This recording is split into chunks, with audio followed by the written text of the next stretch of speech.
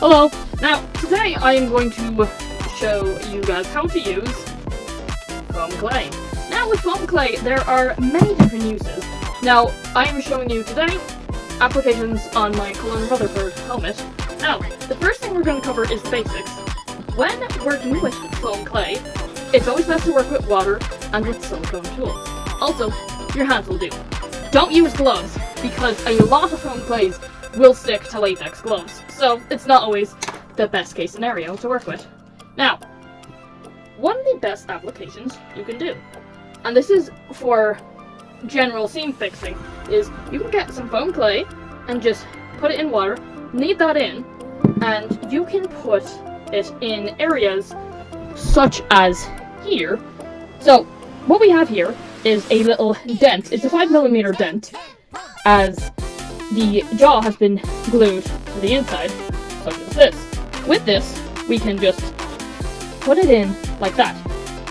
And if we keep on working it in, sorry, it's a bit sticky, so constantly keep your water on hand, and you just work this in, and you keep on working it in. Now always make sure the foam is wet. You keep on working it in, so you can get a smoother finish. Now, it may take several layers, but you can already see the little bevel created that will create a more uniform shape. And that is just one application. Now, you can see on the back, I have sculpted more of a hairline, and I've also sculpted the nose and the eyes on the front. So, there are many other applications, so I will show you about seam fixing. Now, with seam fixing, you may see that over here, there is a very obvious, nasty looking seam, but just like before, we rub that in. Now, make sure your hands are wet, but you rub that in, and you force, and I mean like a lot of force is needed for this. You force the clay into the crevice, and once that is dry, you can get a sanding sponge or just some regular sandpaper and sand it smooth. Although I highly recommend sanding sponges, as wet sanding leaves a much better and more desirable result. So, that is another way in which you can do it. Now, when it comes to foam clay, for specific shapes, now I don't have a mold on me, if I cannot find one, but you would typically just go and get some clay, just this sort of clay. You would get some clay and you would force it into a mold, so you would take a bit of it, as so, and you just force it into a mold to try and gain that shape. Now, if you want it to dry faster, you can put a slight bit of heat on, but I would not recommend it, as usually it causes air bubbles to be created, or it causes it to become more brittle. Now, unlike foam, you can't exactly apply heat onto foam clay. You can still apply heat for sealing, but that is about its limitations, as it will either burn or it will bubble, and you don't want that. So, another application that we can do allows easy use, it's easy for just simply sculpting. Now, there are problems, for example, with this eyebrow. The eyebrow is missing a piece, so you can put some of this foam clay in, and get our trusty silicone, and then we are going to use that and try and create a beveled edge. Now, it may not appear fully well on camera. Yes, I know my quality isn't the best, but this helps. Always use your finger to rub out. This is great for general shaping and forcing stuff into crevices, but your finger is the best smoother there is. But as you can see, now that this is done, it follows the same curvature.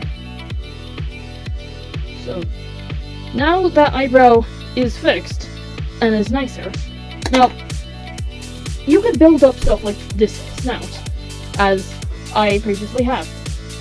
The actual template I made only goes to here. So the rest that you see, and this nice little bevel, it's all foam clay.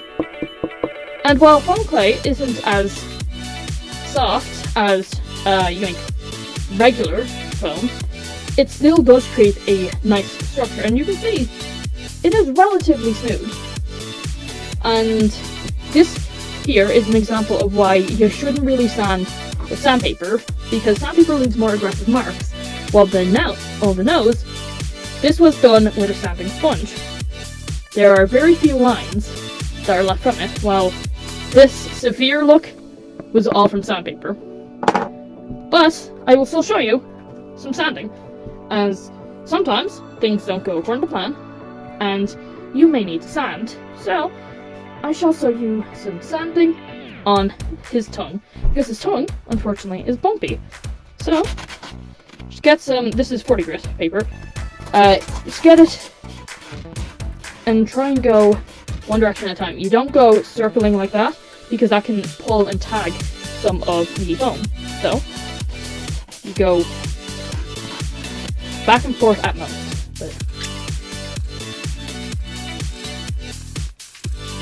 And like that, it is now a lot smoother. While there still is some streaks left over, such as here and here, this can be smoothed out with foam clay, and I will show you how. If you leave some foam clay to soak in some water for a while, you get a nice, more malleable foam. So, you can see, it doesn't exactly stick together, and that's kind of, it doesn't stick together nor have structure, and that's kind of what you're going for. That is the goal, to get it razor thin. So,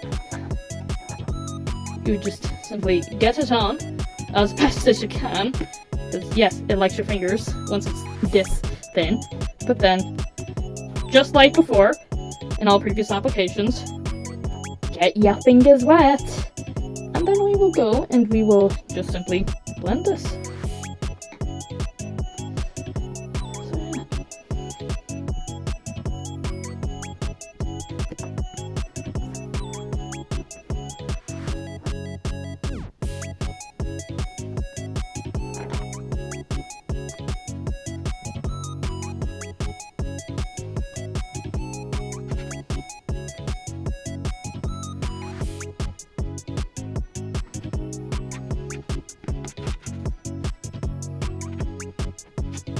Now, once that dries, that should be a near perfectly smooth looking tongue. So yeah, it is very shiny, and it will take between 48 to 72 hours depending on the thickness. As generally with the foam, if it is 5 millimeters thick, it takes 48 hours, but if it's any thicker, you're looking at a couple more days. And while this may not be 5 millimeters, it can still take 48 hours to fully cure before you can properly sand it. But generally, I would recommend leaving even more time, as it allows for optimum sanding without risk of damage. As when I sanded this, I let it dry for 2 weeks.